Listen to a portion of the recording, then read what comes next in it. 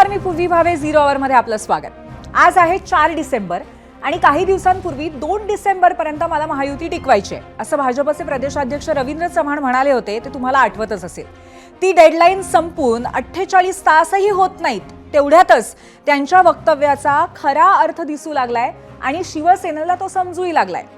आता हेच पहा ना, जसं तिकडे मतदान संपलं तसं इकडं रवींद्र चव्हाणांनी मेगा भरती सुरू केली आहे आणि त्यातही टार्गेट आहे त्यांचाच फेवरेट मतदारसंघ कल्याण डोंबिवली.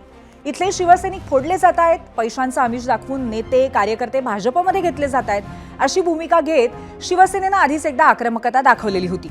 वातावरण चांगलंच तापलं होतं. नंतर शिंदेंच्या दिल्ली दौऱ्यानंतर महायुतीतील तणाव काही काळापुरता तरी निवळलेला होता. पण त्याचवेळी रवींद्र चव्हाणांनी 2 डिसेंबरपर्यंत म्हणजेच नगरपालिकांच्या मतदानापर्यंत महायुतीत संघर्ष नको अशी विधानं केली, अशी भूमिकाही घेतली. पण आता ती डेडलाईन संपली आहे आणि चव्हाणांनी पुन्हा एकदा जोरदार इनकमिंग सुरू केलंय. त्यात कल्याण ग्रामीणचे शिवसेना उपतालुका प्रमुख विकास देसले यांना भाजपमध्ये त्यांनी आणलं, प्रवेश देण्यात आले. विकास देसले हे शिवसेना आमदार राजेश मोरे यांचे कट्टर समर्थक म्हणून ओळखले जात होते. इतकंच नाही तर डोंबिवलीतील ज्येष्ठ नेते तसंच माजी नगरसेवक सदानंद थरवळ यांचे सुपुत्र अभिजित थरवळ यांनीही त्यांच्या समर्थकांसह भाजपमध्ये प्रवेश केलाय. गोष्ट फक्त इतर कोणत्या शहराची असती तर कदाचित शिंदेंची शिवसेना इतकी आक्रमक झालीही नसती. पण कल्याण डोंबिवली हा मतदारसंघ कोणाच्या अस्मितेचा आणि प्रतिष्ठेचा आहे हे महाराष्ट्राला काही वेगळं सांगायची गरज नाहीये. हा आहे उपमुख्यमंत्री आणि शिवसेनेचे मुख्य नेते एकनाथ शिंदेंचे पुत्र खासदार श्रीकांत शिंदेंचा लोकसभा मतदारसंघ. त्यातही श्रीकांत शिंदेंच्याच जवळच्या नेत्यांनी भाजपमध्ये प्रवेश केलाय. भाजपनी याच नेत्यांना गळाला लावलाय. म्हणूनही महायुतीमध्ये पुन्हा एकदा वादाची ठिणगी पडू शकते, किंबहुना त्याची सुरुवातही झालेली आहे आणि त्याचा ट्रेलर शिंदेंचे मंत्री संजय शिरसाटांनी दिलाय. रवींद्र चव्हाण त्यांच्या मर्जीने वागतायत, मग परिणाम आहे की ते ॲक्शनला रिॲक्शन ही होणार आहे. मग उद्या ही माहिती आपली जी काही खंबीरपणे पुढे चाललेली दमदार वाटचाल चाललो त्याच्यावर हा मिठाचा खडा टाकल्याचा प्रकार आहे. रवींद्र चव्हाणांनी खरं तर महाराष्ट्र फिरलं पाहिजे. तो डोंबिवली कल्याण याच्यापेक्षा बाहेरचं दिसतच नाही. प्रदेशाध्यक्ष बाहेर फिरा, थोडंसं चांगलं काम करा. आणि देवेंद्र फडणवीस साहेबांचं ऐकायचं नसेल तर तो तुमच्या पक्षाचा अंतर्गत प्रश्न आहे. आम्ही त्याच्यावर काही बोलणार नाही, परंतु निश्चित एवढंच सांगतो की आमच्या कार्यकर्त्याला जर डिस्टर्ब करायचा प्रयत्न केला तर त्यामुळं मग आम्हालाही त्याच पद्धतीने उत्तर द्यावं लागेल. सर्वसामान्य जनता ही महायुतीच्या बरोबर आहे. महायुतीकडे त्यांचा कल आहे आणि अशा पद्धतीने जर फाटाफूट झाले तर भविष्यामध्ये तुम्हाला निवडणुका ह्या स्वतंत्रपणे लढाव्या लागतील असं चिन्ह आहे. आता शिरसाटांनी केलेल्या विधानाचे अनेक अर्थ निघू शकतात, पण ठाण्यातच शिंदेंना घेरण्यासाठी भाजपकडनं नीट मोर्चे बांधणी सुरू झाल्याचं दिसतंय.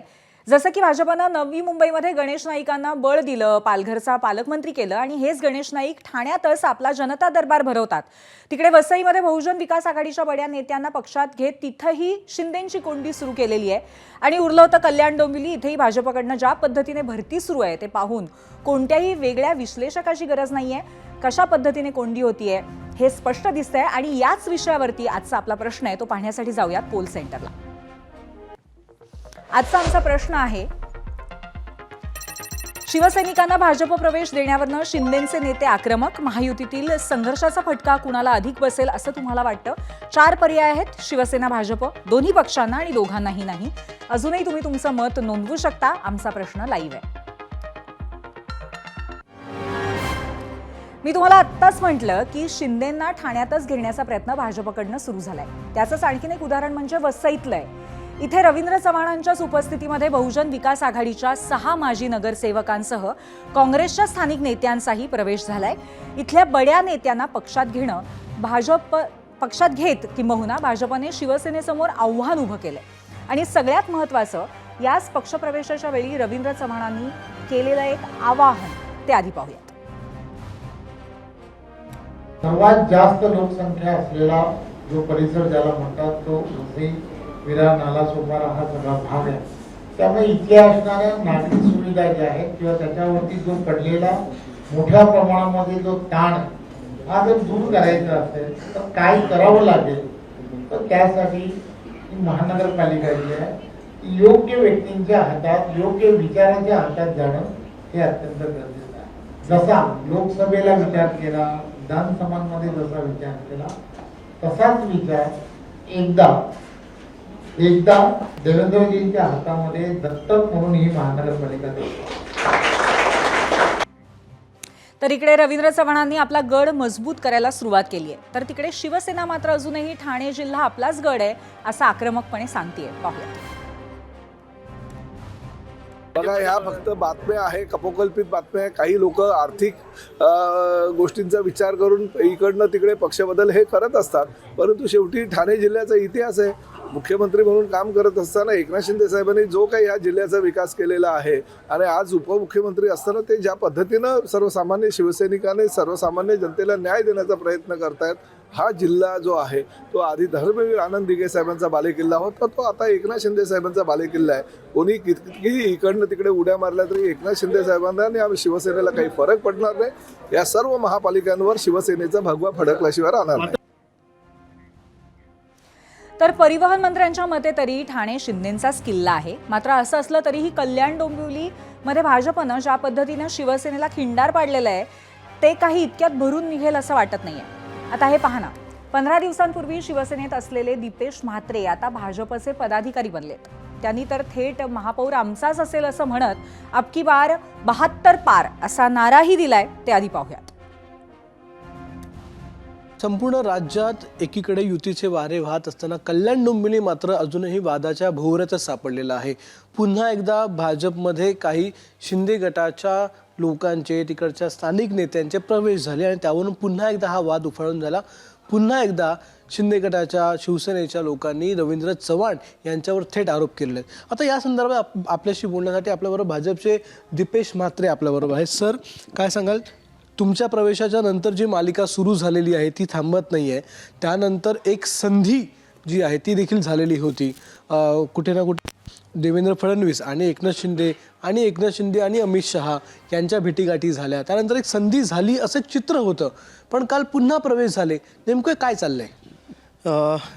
24 किंवा 25 तारखेला अंबरनाथमध्ये आमची एक रोजली फर्नांडिस म्हणून एक पदाधिकारी आहे, तिचा प्रवेश शिंदे गटाच्या पदाधिकाऱ्याने करून घेतला. त्याच पार्श्वभूमीवर कालचे प्रवेश झालेले आहेत. जिकडे संधी जर झाली होती की कोणी एकामेकाचे प्रवेश घ्यायचे नाही, तर त्याचं पालन दोन्हीकडनं व्हायला पाहिजे, परंतु शिंदे गटाच्या काही लोकांनी त्याचं पालन केलं नाही आणि मग त्याचे पडसाद काल उमटले. आणि काल आमच्याकडे 3-4 लोकांनी, नगरसेवकांनी प्रवेश केलेला आहे. आणि याचं मुख्य कारण मी सांगतो की बघा, जे अंबरनाथला झाला, अंबरनाथची निवडणूक सुरू होती, ऐन निवडणुकीच्या काळामध्ये आमच्या एका महिला पदाधिकाऱ्याचा प्रवेश घेण्यात आला. त्याच्यामुळेच हे प्रवेश झालेले आहेत. बाकी त्याच्यामध्ये असं काही संधी झाली होती आणि आम्ही जाणून बुजून केलं असं काही नाही आहे. म्हणजे जर तो प्रवेश झाला नसता तर कालचे प्रवेश झाले नसते. कदाचित. पण काय झालं आहे, भारतीय जनता पार्टी आणि देवेंद्र फडणवीस साहेबांकडे आणि आमचे प्रदेशाध्यक्ष रवींद्र चव्हाण साहेबांकडे बघून बरेचसे लोक आम्हाला सातत्याने संपर्क करत आहेत की आम्हाला देखील प्रवेश करायचा आहे, आम्हाला देखील प्रवेश करायचा आहे. तर ह्या जो रेटा आहे, जो पदाधिकाऱ्यांचा जो रेटा भारतीय जनता पार्टीकडे आहे, याला कितपत थांबू शकतो याची यात मोठी शंका आहे. हा रेटा भारतीय जनता पार्टीच्या कामाकडे बघून आहे आणि मला वाटतं की येत्या काळामध्ये आणखी प्रवेश आम्हाला घ्यावे लागणार आहेत इतर पक्षांचे. पण कालचा प्रवेश झाला, त्यानंतर आज कालच शिवसेनेच्या लोकांनी एक पत्रकार परिषद घेतली आणि थेट प्रदेशाध्यक्ष असलेल्या रवींद्र चव्हाण यांच्यावर आरोप केले की त्यांनी युती धर्म पाळायला पाहिजे, ते जे करतायत ते चुकीचं आहे, असं वगैरे त्यांनी अनेक आरोप केलेले आहेत.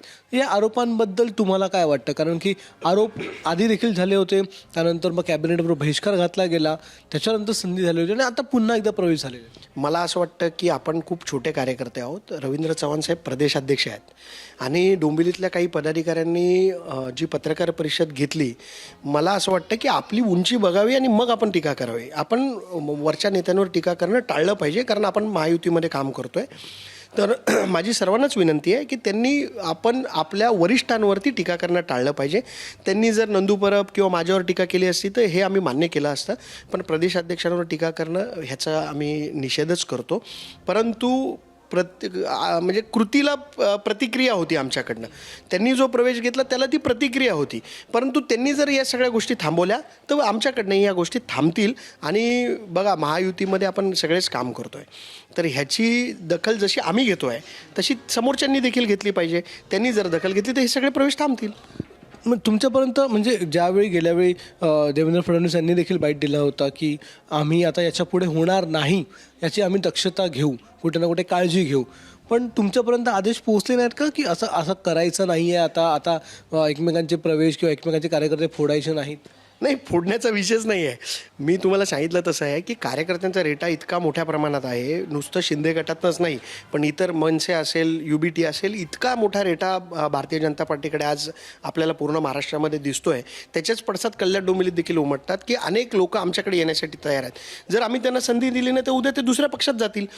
म्हणून एकंदरीत महायुतीचे लोक महायुतीमध्येच राहावे, आमचा मूळ हेतू आहे आणि त्याच्यामुळे हे पक्षप्रवेश सुरू आहेत. बरं, मग आत्ताच जर एवढं टोकाला गेलेलं आहे सगळं, मग महानगरपालिकांचं काय? कारण की महानगरपालिका येणार आहेत त्यावेळी, म्हणजे जसं की आत्ता म्हणत होतो आपण, महायुतीनेच आपण सामोरे जाणार, महापालिकांमध्ये देखील महायुतीनेच सामोरं जाणार असं म्हणतायत. मग तुम्ही दोन कार्यकर्ते एकत्र येणार कसे? नाही, पण आमची कार्यकर्त्यांची ते इच्छा आहे. आज अंबरनाथमध्ये आपण बघायचं असेल तर आम्ही विरोधात लढतो आहे. बदलापूरमध्ये आमची विरोधात निवडणूक होते. बऱ्याचशा नगरपंचायतींची जी निवडणुका झाल्या त्या विरोधातच झाल्या.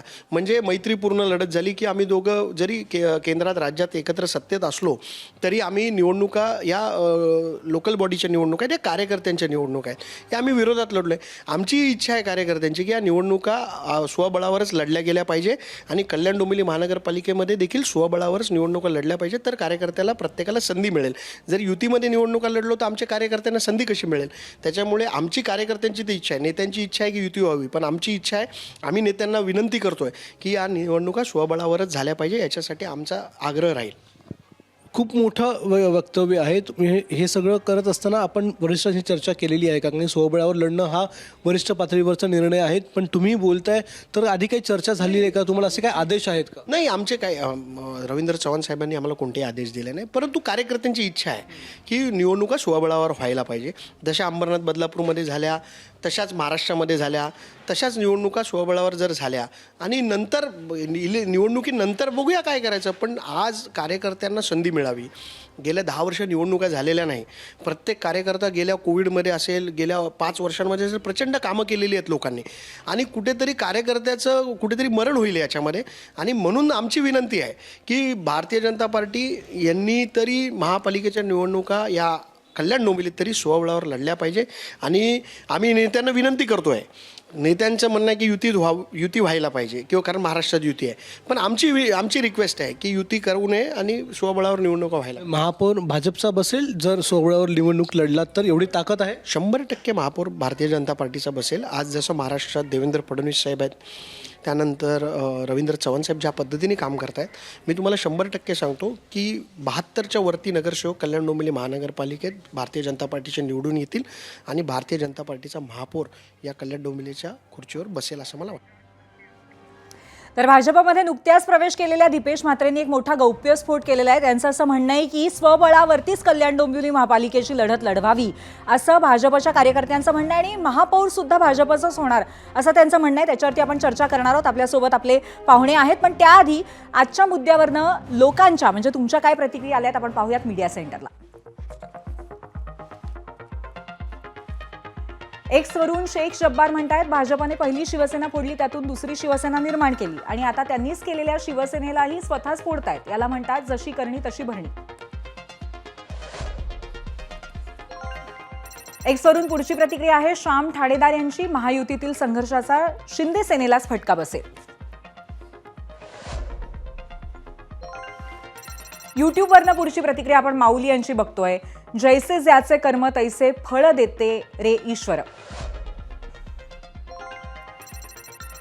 अमित शहानी आधीच सांगितलं होतं आम्हाला कुबड्यांची गरज नाही. एकमेकांवरती कुरघोड्या करून महायुतीतील संघर्षाचा फटका भाजपपेक्षा शिंदे गटाला जास्त बसेल. अमित जाधव यांची युट्यूबवरनं प्रतिक्रिया आहे.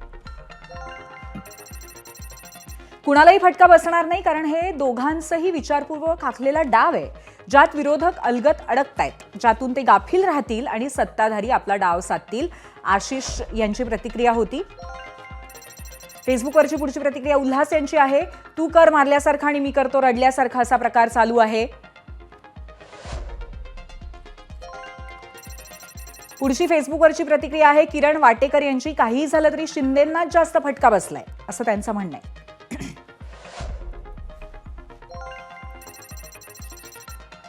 फेसबुकवरनं पुढची प्रतिक्रिया शौनक यांची आहे. सध्याच्या संघर्षाचा सर्वाधिक फटका शिंदेंनाच बसणार आहे असं त्यांचं म्हणणं आहे.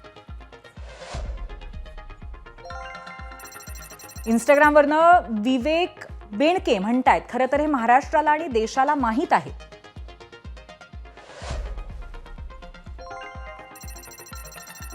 भाजपा 2029ची लोकसभा स्वबळावर लढेल हे अमित शहाचे शब्द खरे ठरवणार त्याचीच ही सुरुवात आहे. श्याम यांची प्रतिक्रिया आहे इंस्टाग्रामवरनं.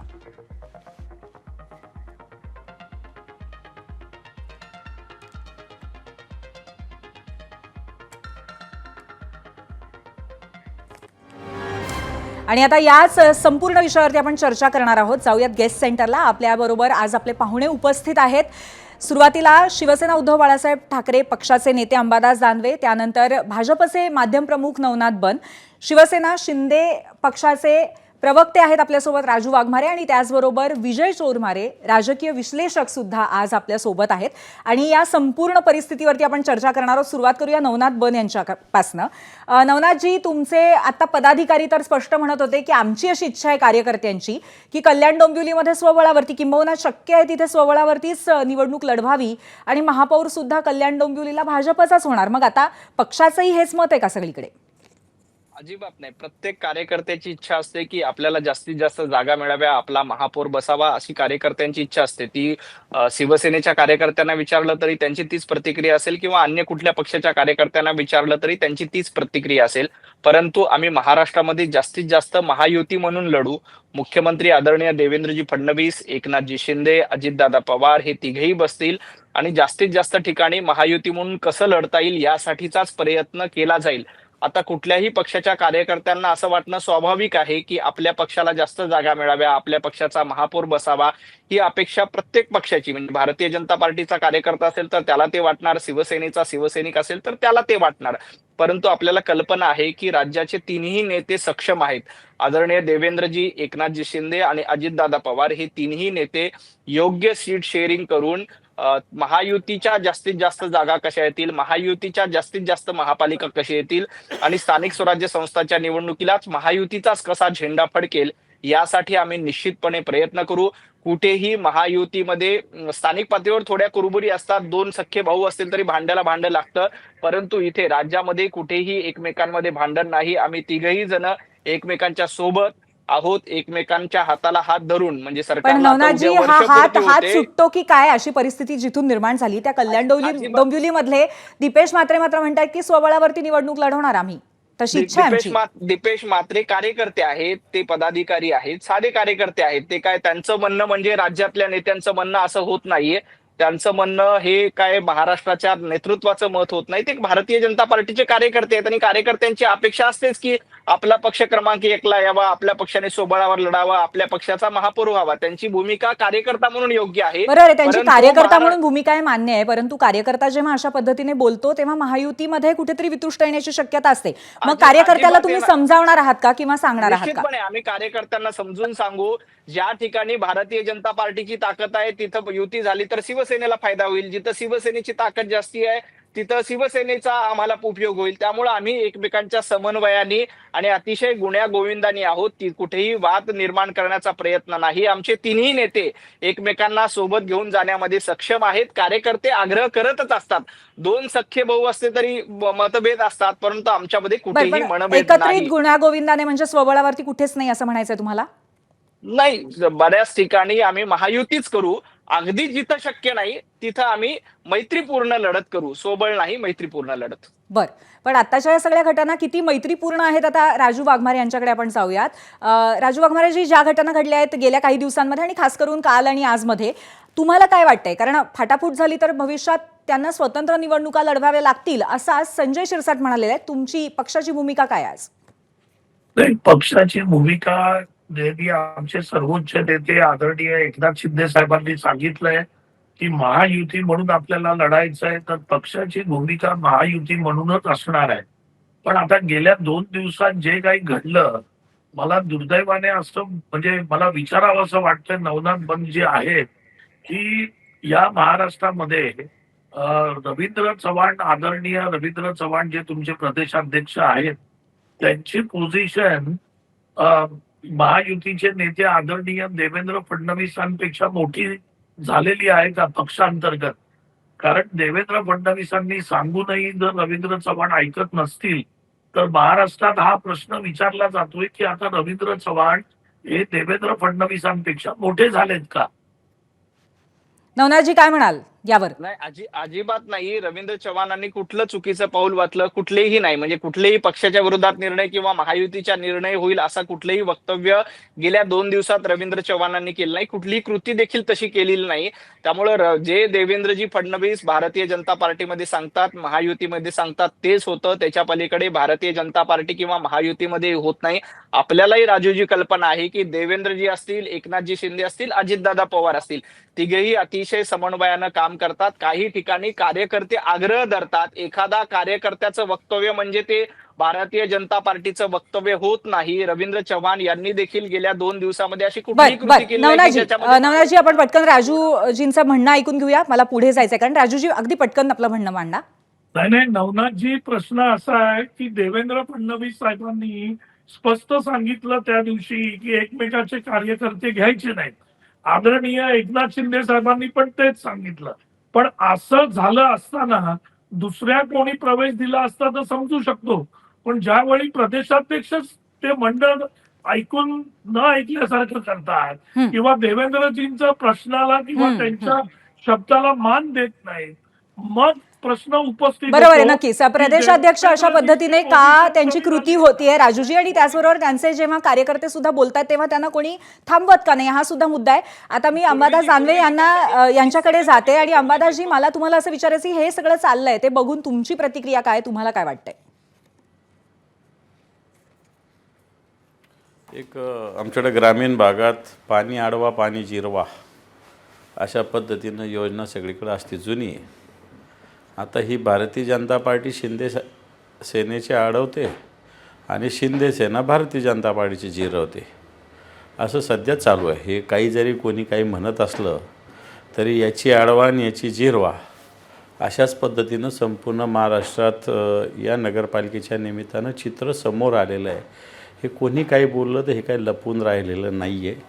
ह्या सगळ्या गोष्टी खुल्या आहे. घ्यायचं नाही वगैरे वगैरे वगैरे या सगळ्या गोष्टी बोलण्याच्या होत्या. बोलाचीच कडीन बोलाचंच भात आहे. परंतु आत्ता मला असं वाटतं सगळी यादी माझ्याकडं बऱ्याच आहे महाराष्ट्रातली. हे फक्त तुम्ही ठाणे काय डोंबिवली अंबरनाथ बोलताय, परंतु महाराष्ट्रातल्या अनेक जिल्ह्यात कशा पद्धतीनं या सगळ्या 8 दिवसात लोक घेतले याची यादी आहे. त्याच्यामुळं भारतीय जनता पार्टीची ती पॉलिसी आहे. ती काही रवींद्र चव्हाणांची पॉलिसी नसती किंवा देवेंद्रजीची नसते. ती ओव्हरऑल भारतीय जनता पार्टीचं एक धोरण असतं ते. आणि भारतीय जनता पार्टीचं धोरण काय असं कोणी बोललं मिळून थांबत नाही. हां, तोंड देखलं भारतीय जनता पार्टी म्हणेल. आता आमच्याकडे एका संभाजीनाथ एका महिला याच्या जिल्हाध्यक्षाला घेतलं शिंदे गटाच्या. भारतीय जनता पार्टीचे नेते का महायुतीच्या परिवारातच त्या याव्यात म्हणून आम्ही त्यांना घेतलं. म्हणजे हे नाही म्हटलं की शिंदे सेनेची पदाधिकारी आम्ही घेतले, महायुतीच्या परिवारात. म्हणजे भारतीय जनता पार्टी याला असा मुलामा देते. आणि मला असं वाटतं ही आणि आणखी पुढे जाऊन सांगेल मी की कोणत्या पार्टीचं हे चूक आहे असंही म्हणता येणार नाही. जो तो ज्याला त्याला ज्याच्या त्याचा पक्ष मोठा करण्याची स्वातंत्र्य असतं. आता शिंदे गट ओरडतोय, पण शिंदे गटाने पण हेच केलेलं आहे ना. हेच केलेलं आहे. कित्येक ठिकाणी भारतीय जनता पार्टीचे लोक त्यांनी घेतलेलं आहे. त्याच्यामुळे मला असं वाटतं की ह्या बोलण्याला कोणताच अर्थ उरत नाही. ही सगळ्या पक्षाची पॉलिसी असते. कोण कोणाचा जवळचा दूरचा कोणी बाप बघत नाही, लेख बघत नाही, मित्र बघत नाही, काही बघत नाही. बरोबर आहे. आपल्या पक्षाचा पक्षाला फायदा आपण फायदा करून देणं आणि पक्षाला प्राधान्य देणं हे सगळं चाललंय असं तुम्ही म्हणताय. पण त्याचबरोबर तुम्ही स्वतः काम केलेलं आहे युतीमध्ये भाजप सोबत शिवसेनेसह असताना, आणि त्याचबरोबर तुम्ही शिंदेबरोबर सुद्धा काम केलेलं आहे. तर आत्ताची ही परिस्थिती जी झालेली आहे 2 पक्षांची, ते बघता यांना एकत्र भविष्यामध्ये नांदणं शक्य आहे का स्वबळावरतीच महापालिका अनेक ठिकाणी ते लढवतील? काय वाटतं तुम्हाला? कोणतेच पक्ष किती जरी म्हटलं तरी सोबळावर आता लढतील अशी ताकद कोणाची नाही आहे. पण पर्याय नाही म्हणून सगळ्यांना सोबळावर लढावं लागेल असं तर होऊ शकतं येणाऱ्या काळामध्ये. त्यामुळं आता काही लोक बोलत होते आता की असं महायुती म्हणून, पण मला असं वाटत नाही कुठे महायुती. पण ठीक आहे, नंतर पोस्ट इलेक्शन नंतर अलायन्स होऊ शकते. मग तो इलेक्शनच्या आधी अलायन्स होण्याच्या शक्यता मला कुठेही या नगरपालिकेचे भाषणं, आमच्या संभाजीनगरात देवेंद्रजी आणि एकनाथ शिंदे साहेब आले होते, एका हॉटेलमध्ये होते, खाली एक आणि एक वर एक, साधं एकमेकांना साधा फोन नाही, एकमेकांना ढोंकून बघितलं, तो त्याच्या कामाला गेला, तो त्याच्या कामाला गेला. म्हणजे इतकं यांचे चांगले संबंध आत्ताच्या घडीला गुण्यागोविंदाचे आहेत. आणि मला असं वाटतं की हे आता फार पुढे गेलेला विषय आहे. सगळे ज्याच्या त्याच्या ताकदीवर लढतील असं मला तरी वाटतं. बरं, आपल्यासोबत विजय चोरमारेजी पण आहेत, राजकीय विश्लेषक. विजयजी, एकंदरीत आत्ताची जी ही परिस्थिती आहे ती बघता कशा पद्धतीने ही वीण पुन्हा एकदा या दोन पक्षांची एकत्र येऊ शकते, आणि त्याचबरोबर नक्की काय आता इथून पुढे राजकारणामध्ये वेगवेगळं बघायला मिळू शकतं येत्या काळामध्ये? तुमचा अंदाज काय सांगतो? हे बघा, आताचा जो काही संघर्ष आपण बघतोय तो संघर्ष हा निवडणुकांच्या पार्श्वभूमीवरचा आहे. आणि निवडणूक आता आपल्याला 8 तारखेपासून विधिमंडळाचं अधिवेशन जे सुरू होतंय त्या अधिवेशनात कदाचित एकनाथ शिंदे आणि देवेंद्र फडणवीस हे दोन नेते कसे दिलजमाईचं दर्शन घडवतील, पण ते तात्पुरतं असेल. पुन्हा महापालिकेच्या किंवा अन्य निवडणुका होतील त्यावेळी ते एकमेकांच्या विरोधात येतील. हे आपण या गोष्टींच्याकडे तत्कालिक गोष्टी म्हणून बघता येणार नाही. हे भारतीय जनता पक्षाचं दीर्घकालीन पुढचा विचार करून केलेलं राजकारण आहे. हे त्यासाठी आपल्याला 1977 पासून हा मतदारसंघ भारतीय जनता पक्षाच्या ताब्यात होता. म्हणजे रामभाऊ म्हाळगी हे 1977 पासून तिथं ते लोकप्रतिनिधी होते. 6 निवडणुका ठाणे मतदारसंघ एक होता तेव्हा 6 निवडणुका भारतीय जनता पक्षाने जिंकलेल्या आहेत. आणि आनंद दिघे यांच्या प्रभावाच्या काळात भारतीय जनता पक्षाचा प्रभाव असलेला, भारतीय जनता पक्षात ताब्यात असलेला हा लोकसभा मतदारसंघ शिवसेनेनं जरा थोडी दांडगाई करून आपल्याकडे घेतलेल्या आहे. त्या काळात ही सर भारतीय जनता पक्षाच्या नेत्यांच्या, कार्यकर्त्यांच्या सगळ्यांच्या मनात आहे. आणि आता त्या ठाणे मतदारसंघाचे 2 मतदारसंघ झाले, ठाणे आणि कल्याण. त्यामुळे ही त्यांची दीर्घकालीन राजकारणाची रणनीती आहे की ठाणे आणि कल्याण हे दोन्ही मतदारसंघ भारतीय जनता पक्षाने आपल्याकडे घेणे. त्याचबरोबर MMRD रिजन मध्ये ज्या काही 8-9 महापालिका आहेत त्या सगळ्या महापालिकांच्यावर स्वतंत्रपणे स्वबळावर सत्ता मिळवणे, अगदी मुंबई शहर हे सुद्धा भारतीय जनता पक्षाचं स्वप्न असू शकतो. त्यामुळे मला वाटतं या गोष्टींच्याकडे तत्कालिक घटना, एक नगरसेवक फोडला किंवा 2 पदाधिकाऱ्यांनी प्रवेश केला, एवढ्या मर्यादित बघून भागणार नाही. भारतीय जनता पक्षाचं दीर्घकालीन धोरण म्हणूनच याकडे बघावं लागेल. आणि भारतीय जनता पक्षाचा इतिहास बघितला तर त्यांनी त्यांच्याबरोबर 25 वर्षे युतीत असलेली उद्धव ठाकरेंची शिवसेना फोडली आणि आता एकनाथ शिंदे यांची शिवसेना गिळंकृत करण्याच्या दृष्टीने त्यांचे प्रयत्न सुरू आहेत. नवनाथजी, कशा पद्धतीने याला उत्तर द्याल? कारण 2 तारखेपर्यंतची एक डेडलाईनचा उल्लेख केलेला होता रवींद्र चव्हाणांनी, आणि त्याच्यानंतर पुढच्या 2 दिवसामध्येच पुन्हा एकदा इन्कमिंग सुरू झालं भाजपमध्ये. आणि आत्ता जे म्हणालेले आहेत विजय चोरमारेजी, नक्की काय यावरती तुमचं उत्तर आहे? नाही, चोरमारे सर ज्येष्ठ पत्रकार आहेत, त्यांना विश्लेषण करण्याचा पूर्ण अधिकार आहे. परंतु मगाशी अंबादासजी दानवे असं म्हणाले की पाणी अडवा आणि पाणी जिरवा अशी अवस्था झालेली आहे. तर महाराष्ट्रातल्या जनतेनं महाविकास आघाडीला अडवलेलं आहे आणि महाविकास आघाडीला जिरवलेली देखील आहे. आणि विधानसभेच्या निवडणुकीला ते आपण बघितलं की महाविकास आघाडीच्या लोकांची आणि महाविकास आघाडीच्या नेत्यांना कशा पद्धतीनं महाराष्ट्रात थोपवलं आणि त्यांचा जो काही अहंकार होता तो जिरवण्याचं काम महाराष्ट्रातल्या जनतेनं निश्चितपणे केलं. राहिला प्रश्न महायुतीचा, महायुती म्हणून आम्ही एकमेकांच्या सोबतच आहोत. काही स्थानिक पातळीवर निश्चित मतभेद असतात, परंतु आमच्यामध्ये मनभेद नाहीत. आम्ही जास्तीत जास्त ठिकाणी महायुती म्हणूनच लढणार आहोत.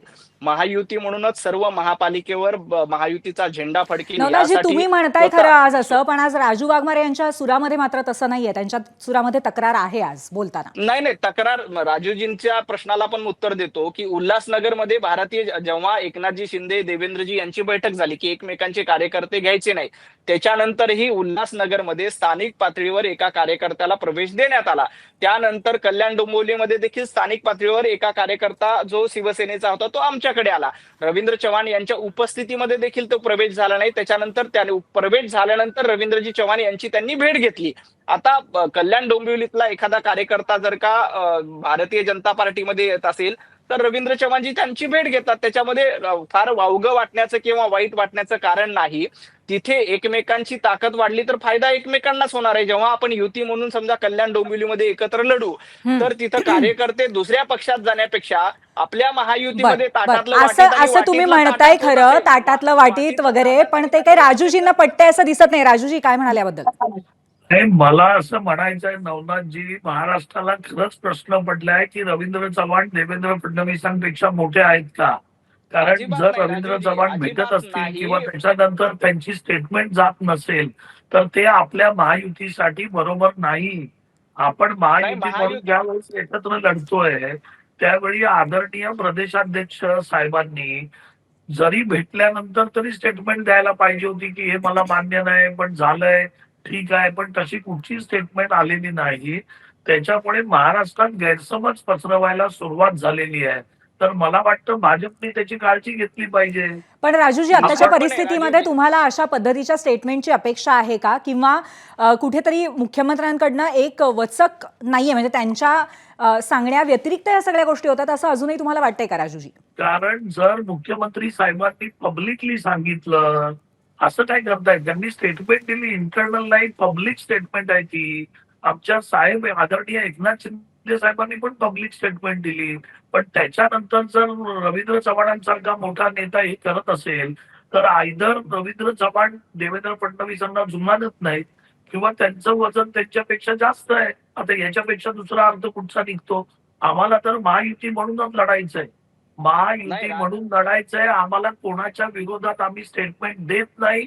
मी शिवसेनेचा मुख्य सहप्रवक्ता या नात्याने पक्षाची भूमिका सांगतोय की एकाही भाजपच्या नेत्याच्या विरोधात आम्ही स्टेटमेंट दिलेली नाही किंवा देणार नाही. आम्हाला महायुती म्हणूनच लढायचंय आणि जास्तीत जास्त ठिकाणी महायुती म्हणून आम्ही लढू आणि महायुतीचा झेंडा या महाराष्ट्रावर फडकवू. पण जे होत आहे त्याला काही नेत्यांनी आवाज घालायला पाहिजे. नक्की. राजूजी, पूर्वीजी एकच मिनिटं घेतो. राजूजींनी जो उल्लेख केला की देवेंद्रजी फडणवीस एकनाथजी शिंदे यांनी बसून सांगितलं होतं की आपण एकमेकांच्या पक्षाचे कार्यकर्ते घ्यायचे नाहीत, तरीही अंबरनाथमध्ये एका भारतीय जनता पार्टीच्या कार्यकर्त्याला प्रवेश दिला आणि त्याच्यानंतर मग कल्याण डोंबिवलीमध्ये एक शिवसैनिक भारतीय जनता पार्टीमध्ये एवढंच झालं. ऍक्शन नक्कीच. मला असं वाटतं की याचा उल्लेख खूप वेळा झाला, तुम्ही केलाय, दीपेश म्हात्रेंनी सुद्धा त्यांच्या इंटरव्ह्यू मध्ये केला होता. आपण एकत्रच आहोत. बरं, ठीक आहे, हे तुमचं मत आहे. आता यानंतर मी पुन्हा एकदा दानवेजींकडे जाते. अंबादास दानवेजी, एकंदरीत आत्ता जे म्हटलं जात आहे की रवींद्र चव्हाण आपापल्या पद्धतीने काही गोष्टी करतायत आणि मुख्यमंत्र्यांचा वचक ते पाळत नाहीत, हे तुम्हाला मुळात पटतंय का? आणि दुसरी गोष्ट म्हणजे मगाशी नवनाथ बन यांनी उल्लेख केलेला होता की महापालिकेमध्ये, माफ करा, नगरपालिका निवडणुकांमध्ये महाविकास आघाडी आणि तुमचा पक्ष कुठेच दिसला नाही, त्याबद्दल काय बोला? एक तर पहिली गोष्ट, रवींद्र चव्हाणांना तुम्ही कोणाचं ऐकत नाही म्हटले? रवींद्र चव्हाण मुख्यमंत्र्यांचं. हॅलो, हो, मुख्यमंत्र्यांचं आणि वरिष्ठांचं आणखी. असं काही भाजपात होत नसतं बरं का. ऐकत नाही वगैरे ही सोची समजी रणनीती असते. मी मारल्यासारखं करणं, तू रडल्यासारखं कर, हे असं असतं. मुख्यमंत्र्याचं ऐकत नाही महाराष्ट्रातला भाजपचा कार्यकर्ता असं होऊच शकत नाही, असं कदापि होऊ शकत नाही.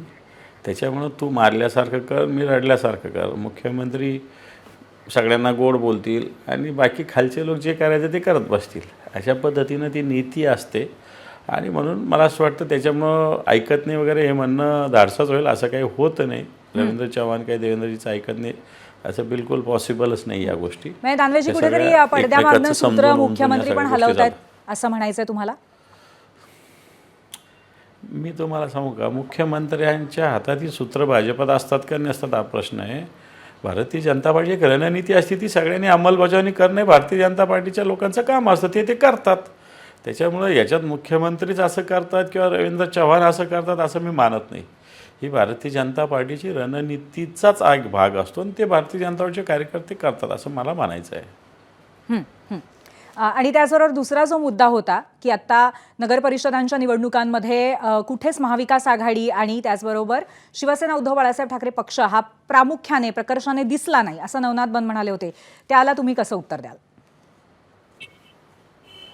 मला असं वाटतं निकाल येतील त्या दिवशी दिसले का नाही दिसले हे कळेल. सभा घेणं आणि टी व्हीवर सभा येणं म्हणजे दिसले असा त्याचा अर्थ होत नाही. या सभेत मुख्यमंत्र्यांनी जाऊन पार दिल्लीत काय केलं, मुंबईत काय केलं, राज्यात काय केलं सांगितलं. पण कित्येक गावात 15-15 दिवसाला पाणी नाही, कचऱ्याचे ढिगार आहे, दिवाबत्तीची सोय नाही, डुकरं सगळीकडे फिरतात. अशी स्थिती याच्याविषयी कुठेच मुख्यमंत्री बोललेले नाही. त्याच्यावर निवडणुका काही तुम्ही शक्तिपीठ मार्ग करतात याच्यावर होत नाही. तुम्ही राज्यात असं सुप्रशासन का कुप्रशासन आणलं त्याच्यावर होत नाही. ज्या गावात निवडणूक आहे तिथं पाणी आहे का नाही, ज्या गावात निवडणूक आहे तिथं स्वच्छता आहे का नाही, ज्या गावात निवडणूक आहे तिथं दिवाबत्ती आहे का नाही, ज्या गावात निवडणूक आहे तिथं नळपट्टी घरपट्टीचे काय इश्यू आहे, तिथले रस्ते चांगले आहे का, याच्यावर असल्या पाहिजे. मुख्यमंत्र्याची भाषणं आहे का बरं तुम्ही? त्या गावातल्या प्रश्नाविषयी कधी काय बोलले ते? बरोबर आहे, नक्कीच. आणि आम्ही आमच्या पद्धतीनं निवडणुका लढलेलो आहे. त्याचे निकाल येतील. हां, आणि त्या निकालांसाठी आपल्याला 21 तारखेपर्यंत आता प्रतीक्षा करायला लागणार आहे. विजयजी, मला तुम्हाला असं विचारायचं आहे की एकंदरीत सध्याची परिस्थिती बघता राजकारणाची कुठेतरी आता मतदाराला गोंधळात पाडणं विविध पद्धतीने, मग ती पळवापळवी असू देत किंवा विविध पद्धतीची वेगळी स्ट्रॅटेजी असू देत, हे खूप नेहमीचं झालंय का? आणि त्यामुळे महापालिकेपर्यंत अशाच पद्धतीने सातत्याने काही ना काहीतरी घडत राहील असा तुमचा अंदाज आहे का?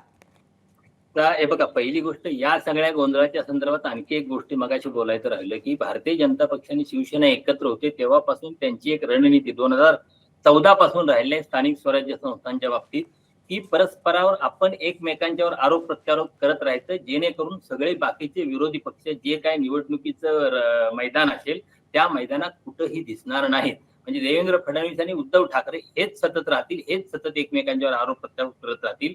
मग राज ठाकरेंना टीआरपी म्हणून राज ठाकरे एकत्र येतील, पण त्या व्यतिरिक्त अन्य विरोधी पक्षांच्या नेत्यांना कुठेही स्थान मिळत नाही. आता जे दानवे साहेब म्हणले की इथं म्हणजे या निवडणुका स्थानिक प्रश्नावर होतात, तर आपण स्थानिक स्वराज्य संस्थांच्या निवडणुका सुद्धा राज्याच्या असल्याप्रमाणे त्याचं चित्र माध्यमांच्या मधून आपण करतो, त्यामुळे हा गोंधळ होतो. दुसरी गोष्ट, तुम्ही जो गोंधळाचा मुद्दा मांडला, तर हा सगळा गोंधळ एक दिल्ली पासून गल्लीपर्यंत एक नियोजनबद्ध रीतीनं गोंधळ घालायचा प्रयत्न सुरू आहे. आणि त्या गोंधळामध्ये सर्वोच्च न्यायालय, केंद्रीय निवडणूक आयोगापासून स्थानिक पातळीपर्यंतची यंत्रणा, या सगळ्या यंत्रणाचा सहभाग आहेत. म्हणजे ज्या ओबीसी ज्या ठिकाणी आरक्षण मर्यादेपेक्षा पुढे गेलेले आहे त्या संदर्भातला सर्वोच्च न्यायालयाचा निर्णय तो अत्यंत चुकीचा आहे आणि व्यावहारिक पातळीवरचा नाही, हे सगळं अनागोंदी माजवणार आहे. राज्य निवडणूक आयोग ज्या पद्धतीने गेल्या काही दिवसात घोळ घालायला लागलाय, तो म्हणजे इतके सगळे गोंधळ घालायचे की सामान्य माणसांचा या निवडणूक प्रक्रियेवरचा विश्वास उडून जाईल आणि त्यानंतर त्याचा अंतिम लाभार्थी कोण आहे हे आपण बघितलं तर ते कोण घडवतं हे आपल्याला लक्षात येऊ शकेल. म्हणजे कोणा विशिष्ट हातांमध्ये ही सूत्र आहेत असं तुम्हाला म्हणायचंय? आता सूत्र कोणाच्या हातात आहेत? सगळे केंद्रीय निवडणूक आयुक्तांच्या आयोगाच्या दोऱ्या कोणाच्या हातात आहेत ते काही जाहीर सांगायची गरज नाही. म्हणजे नरेंद्र मोदी आणि अमित शहा यांच्या हातात ही सगळी सूत्र आहेत आणि या सगळ्या कळसूत्र्या बाहुल्या आहेत आणि ते हे सगळे खेळ करतायत हे स्पष्ट आहे. बर. राजूजी, आज एकंदरीतच जर बघितलं, संजय शिरसाट असू देत किंवा तुमचा सुद्धा सूर असू देत, एक नाराजी कुठेतरी उघडपणे व्यक्त केली जाते. अर्थातच असं म्हटलं जात आहे की आधी तुमच्याकडनं एक प्रवेश झाला आणि त्याचा परिणाम म्हणून ऍक्शनला रिॲक्शन झाली, पण आता अशी ही ऍक्शन रिॲक्शन भविष्यामध्ये सुद्धा पुढे सुरू राहील असं तुम्हाला वाटतंय का? मला वाटत नाही की अशा पद्धतीने ऍक्शन रिॲक्शन सुरू राहील, कारण महायुती म्हणून ज्यावेळी आपण लढायचं ठरवतो तर महायुती म्हणूनच लढलं पाहिजे आणि त्याच पद्धतीने लढावं अशी आमची इच्छा आहे. आणि आपण जर त्याच पद्धतीने लढलो तर कार्यकर्तेही त्याच पद्धतीने निवडणुकीमध्ये सुद्धा कामाला लागतात, कोणाच्या मनात क्लेश राहत नाही. आणि असं जर वागणं होत गेलं तर मग कार्यकर्त्यांच्या मनात पण तशाच पद्धती राहतात आणि त्याचा परिणाम शेवटी महायुतीतला ज्या 2 पक्षांमध्ये या गोष्टी होतात त्या सगळ्या दोन्ही पक्षांना त्या भोगाव्या लागतात, काहींना जास्त काहींना कमी. पण शेवटी आपण ज्या झाडावर बसलोय त्या झाडाच्या फांद्या जर आपण तोडायचा प्रयत्न केला तर शेवटी ते झाड कमकुवत होतच ना. पण याचा आता विचार- आता जी किंमत मोजायला लागतेय तुम्हाला या निवडणुकांच्या निमित्ताने, ती किंमत तुम्हाला परवडणारी आहे का? महायुती सगळ्यात पहिली गोष्ट की आम्ही कोणतीही किंमत मोजत नाही आहोत. ज्या पद्धतीने जिथे जिथे महायुती म्हणून लढणार आहोत तिथे महायुतीचा झेंडा येईल. जिथे आम्ही वेगवेगळे लढलेलो आहोत त्या ठिकाणी आमच्या पक्षाची ताकद वेगळी जी आहे ती पण मजबूतच आहे ना, ती काही कमी नाही आहे. आमच्या एकनाथ शिंदे साहेबांच्या चेहऱ्यावर शेवटची निवडणूक विधानसभेची या महायुतीने लढले त्या चेहऱ्यावर आज जे बहुमत मिळालं ते इतकं मोठं बहुमत होतं आणि त्या बहुमतात आदरणीय एकनाथ शिंदेच्या चेहऱ्याचा मोठा सहभाग होता महायुतीच्या कामांबरोबर. त्याच्यामुळे ती जी लोकप्रियता आहे तो जो जनाधार आहे तो एक जननेता म्हणून एकनाथ शिंदेकडे महाराष्ट्रात जे आता आदरणीय बाळासाहेबांनंतर किंवा शरद पवारांनंतर बघितलं जातं की एक खास लीडर म्हणून त्याचा फायदा आमच्या पक्षाला होतोच आहे. तर नक्कीच जिथे राजूजी, जिथे तुमच्या पक्षाला नक्कीच त्याचा फायदा होतोय, पण त्याचबरोबर महायुतीमध्ये कुठे ना कुठेतरी आता एक मतभेदाचा किंवा मनभेदाचा सूर आळवला जातोय हे मात्र आम्हाला सातत्याने दिसतंय. असो, आज या विषयावरती चर्चा करायला तुम्ही इथे आलात त्याबद्दल खूप खूप धन्यवाद. आपली वेळ संपलेली आहे. पुन्हा एकदा खूप धन्यवाद. पाहूयात आज महाराष्ट्राने काय कौल दिलेला आहे. आम्ही विचारलेल्या प्रश्नाला पोल सेंटरला आजचा रिझल्ट बघूयात. एकूण 45,000 मतं आलेली आहेत. शिवसैनिकांना भाजप प्रवेश देण्यावरनं शिंदेचे नेते आक्रमक. महायुतीतील संघर्षाचा फटका कुणाला अधिक बसेल? 60% लोकांना वाटतंय शिवसेनेला हा फटका बसणार आहे. 21% लोक म्हणतायत भाजप, 12% लोक म्हणतायत दोन्ही पक्षांना आणि 60% म्हणतायत दोघांनाही नाही. थोडक्यात शिवसेनेला हा फटका जास्त बसेल असं महाराष्ट्राला वाटतंय. याबरोबरच 0 आवरमध्ये आज आपण इथेच थांबतोय. उद्या पुन्हा एकदा भेटूया एका नवीन विषयासह. पाहत रहा ABP माझा.